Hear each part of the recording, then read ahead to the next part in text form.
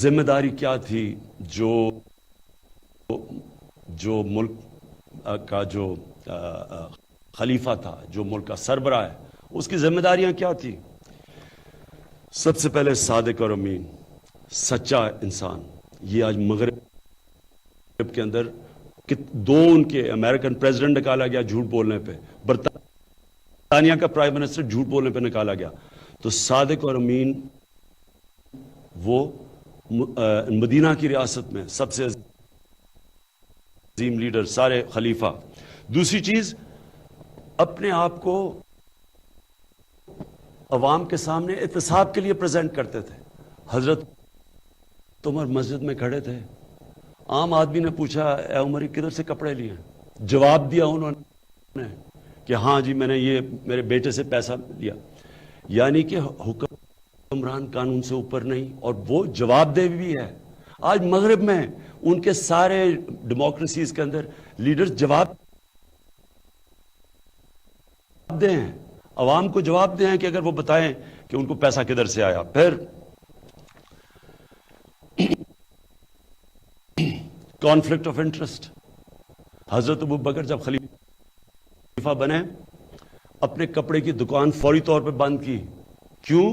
کیونکہ انہوں نے کہا کہ باقی کپڑے کے والے جو دکاندار ہیں وہ میرا مقابلہ نہیں کر سکے، میں وقت کا خلیفہ ہوں. آج مغرب کے اندر یہ قانون ہے. ہمارے صرف ایک چیز دیکھ لیں کہ ہمارے جتنے بھی صاحب اقتدار ہیں، یہ اقتدار میں آنے سے پہلے ان کے پاس کیا تھا اور آج ان کے پاس کیا ہے. یعنی اقتدار میں آتے ہی پیسہ بنانے کے لیے. مغرب کے اندر جو جمہوریتیں آگے گئی ہیں وہاں آپ کو اجازت نہیں ہے، آپ اقتدار سے ذات کو فائدہ نہیں پہنچا سکتے. اور یہ 1400 سال پہلے مدینہ کی ریاست میں یہ قانون بنا کہ کوئی اقتدار سے فائدہ نہیں اٹھا سکتا تھا. پھر تعلیم. سب سے زیادہ زور نبی صلی اللہ علیہ وسلم نے جنگ بدر کے بعد پہلے سے کہہ دیا کہ پیسہ بھی نہیں تھا ان کے پاس، ہتھیار بھی نہیں تھے، لیکن انہوں نے جب تعلیم کو ترجیح دی سب کے اوپر کہ جو بھی مکہ کا قیدی 10 لوگوں کو پڑھا لکھا دے وہ آزاد ہو سکتا ہے. تو ایک عظیم انسان نے، عظیم دنیا کے لیڈر نے اپنی قوم کو بتایا کہ تعلیم کے بغیر ایک قوم آگے نہیں بڑھتی. آج ہمارا حال دیکھ لیں، 2.25 کروڑ بچے اسکولوں سے باہر ہیں.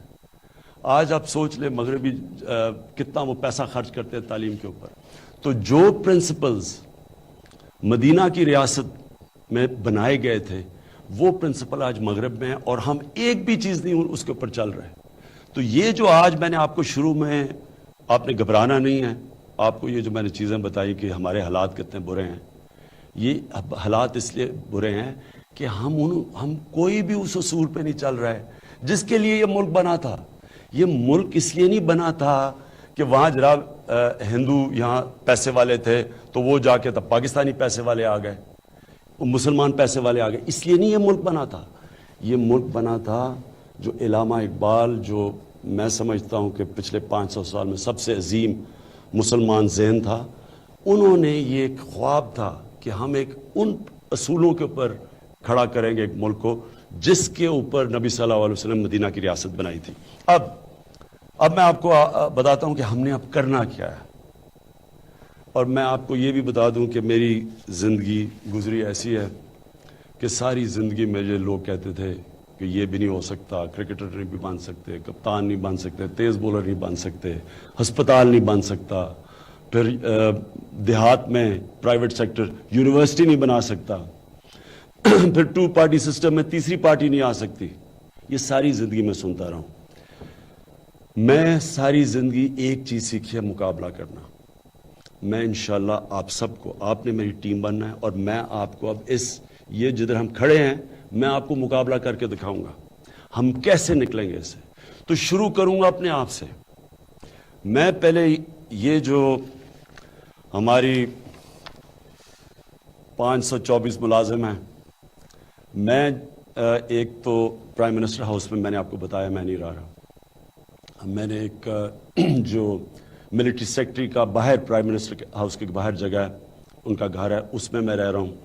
3 بیڈ روم کا وہ گھر ہے. 2 ملازم رکھوں گا, اور یہ 2 گاڑیاں رکھوں گا. وہ 2 گاڑیاں اس لیے رکھوں گا کہ وہ اس لیے کہہ رہے ہیں کہ سیکیورٹی کا ایشو ہے. اصل میں اپنے گھر میں رہنا چاہتا تھا, میں یہ بھی پیسہ نہیں خرچ کرنا چاہتا تھا, لیکن کیونکہ ہماری ایجنسیز نے بتایا کہ میری جان کو خطرہ ہے اور مجھے سیکیورٹی کی ضرورت ہے, اس لیے میں یہاں رہ رہا ہوں. نہیں تو میں آرام سے بنی گالا میں رہ سکتا تھا تاکہ کوئی بھی خرچہ نہ ہو. یہ جو گاڑیاں ہیں انشاءاللہ ان کی ہم اب آکشن کریں گے. میں بڑے بڑے بزنس مین کو دعوت دوں گا کہ وہ آئیں, اور یہ جو ہماری بلٹ پروف گاڑیاں ہیں جو باہر سے منگوائی ہوئی ہیں مہنگی مہنگی, ان سب کی ہم آکشن کروائیں گے. یہ سارا پیسہ ہم انشاءاللہ پاکستان کی ٹریجری میں ڈالیں گے. اس کے علاوہ میری جو سوچ ہے کہ ہم سارے گورنر ہاؤسز, ہم جو چیف منسٹر ہاؤسز ہیں, 2 جگہ ہمارے چیف منسٹر ہیں, ہم ان کو سب میں سادگی لے کے آئیں گے. خرچے اپنے کم کریں گے. ہم آپ کو آگاہ رکھیں گے کہ ہم کتنے اپنے خرچے کم کر رہے ہیں. ہم آپ کو بتائیں گے کہ پہلے کیا خرچے تھے, اب کیا ہے. یہ گورنر ہاؤسز میں کوئی ہمارا گورنر نہیں رہے گا. ان سارے گورنر ہاؤسز کے لیے ہم نے ایک کمیٹی بنائی ہے. یہ کمیٹی ہے دانشوروں کی, اس میں ہر قسم کے ایکسپرٹس بیٹھے ہیں. یہ میٹ کرے گی ابھی کمیٹی انشاءاللہ, جب ہماری کیبنٹ میٹنگ کل سے شروع ہوگی